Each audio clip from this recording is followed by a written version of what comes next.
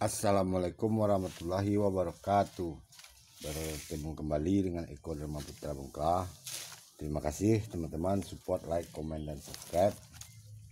Yalah teman-teman, pada video kali ini saya mengupdate nih teman-teman ya, bonsai kelapa 100% original teman-teman ya.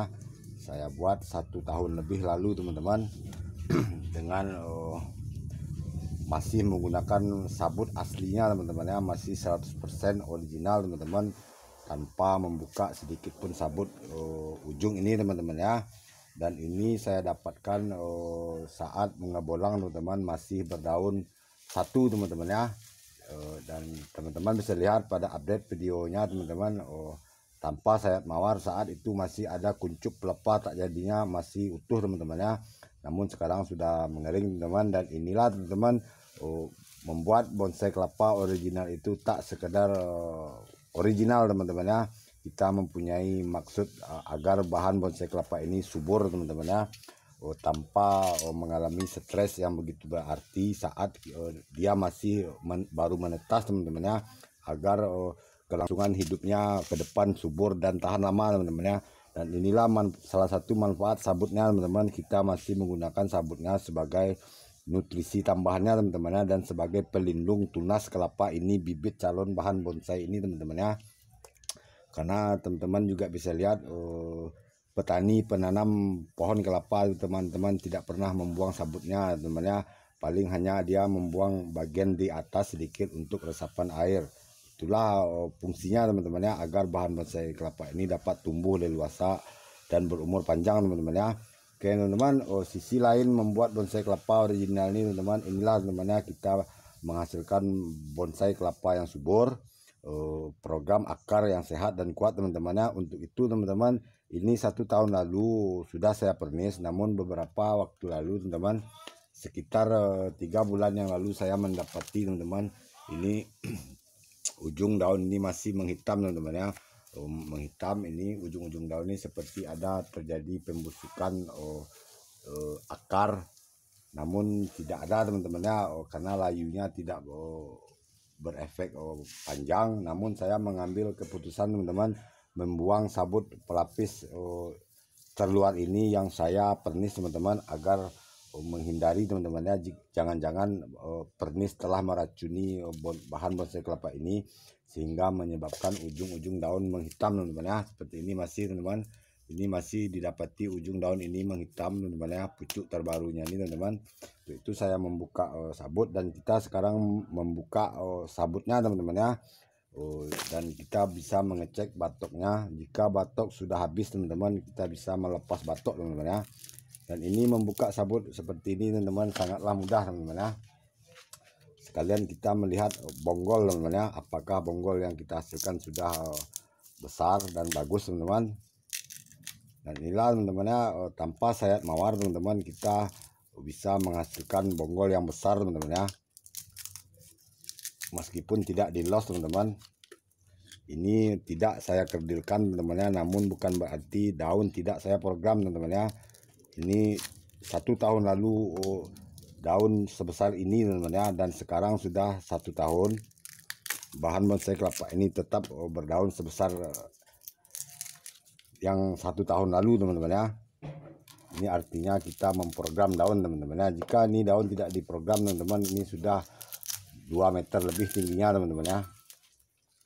Oke teman-teman, namun ini sepertinya kita cek batoknya teman-teman ya, jangan-jangan terjadi pembusukan isi batok. Jika terjadi pembusukan isi batok teman-teman, kita bisa melepasnya teman-teman ya. Dan ini masih saya ikat teman-teman ya, karena 1 minggu lalu ini masih baru saya lakukan sayat ekstrim teman-teman ya. Perlahan saja teman-teman, bisa kita bantu pakai pisau teman-teman ya.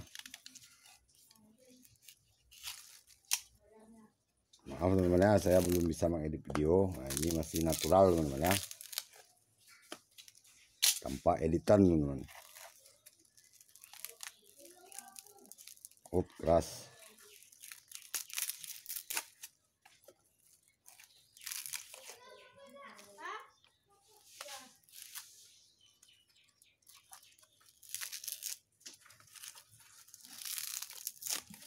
ternyata teman-teman batok sedikit besar, ternyata besar batoknya teman-teman ya.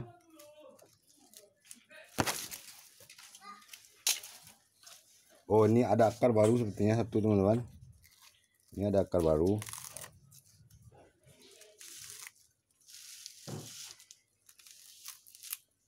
Ini akar kita jaga teman-teman ya, jangan sampai stres akarnya teman.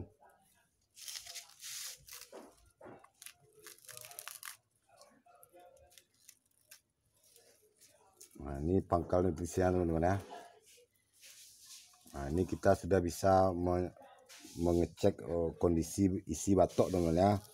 Apakah sudah terjadi pembusukan yang bisa mengakibatkan bahan bonsai kelapa ini sedikit layu dan ujung daunnya menghitam teman-teman ya.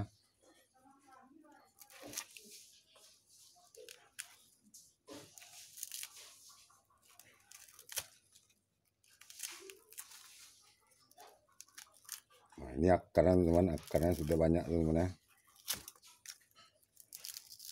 Ini akar 1 tahun lalu terputus teman-teman ya. Saya potong dan ini alhamdulillah sudah bercabang teman-teman, bercabang 2.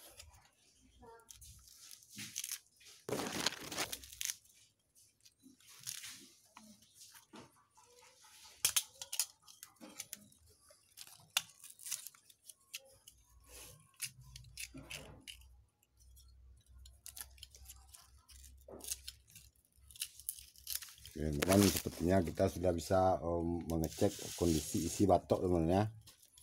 Apakah batok ini terjadi pembusukan.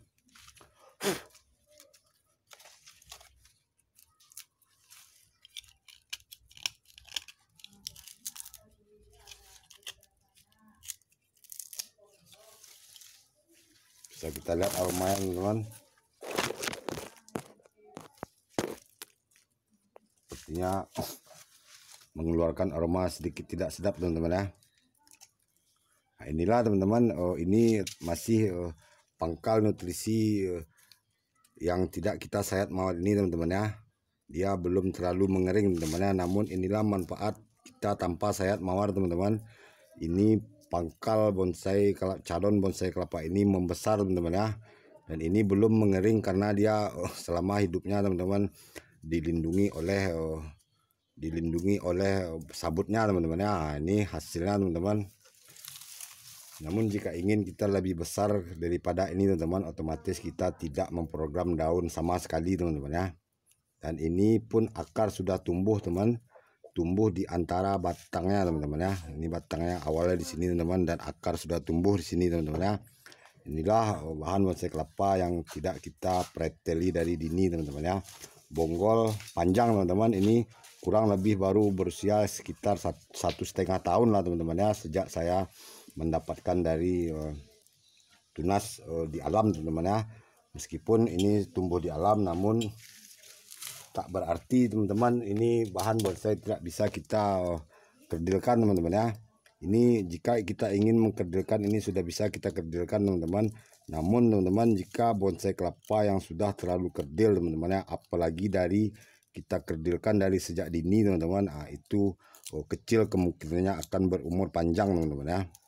Ini bisa kita rapikan teman-teman ya. Ini baru perapian bonggol dari pertama teman-teman ya, namun tak terlihat seperti bahan bonsai kelapa yang baru diakali teman-teman ya, karena di sini tidak ada lagi menyisakan potongan pelepah teman-teman. Semua sudah mengering nih teman-teman ya. Semua daun pemula sudah saya pangkas teman-teman.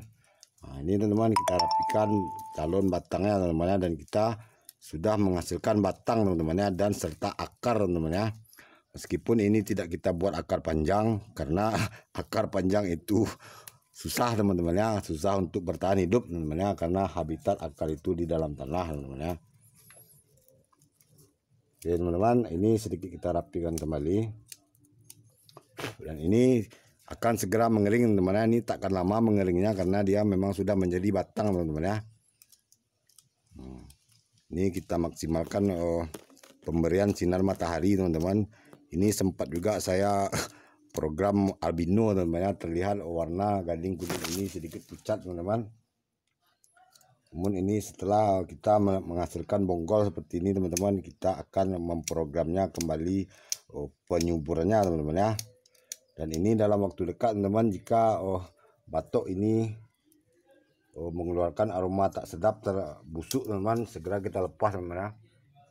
Ini masih akan saya pantau teman-teman, apakah saya belum yakin terjadi pembusukan. Untuk itu kita lihat perkembangannya beberapa hari ke depan teman-teman ya. Baiklah teman-teman, terima kasih support, like, comment, dan subscribe. Sampai bertemu lagi pada perkembangan selanjutnya. Assalamualaikum warahmatullahi wabarakatuh.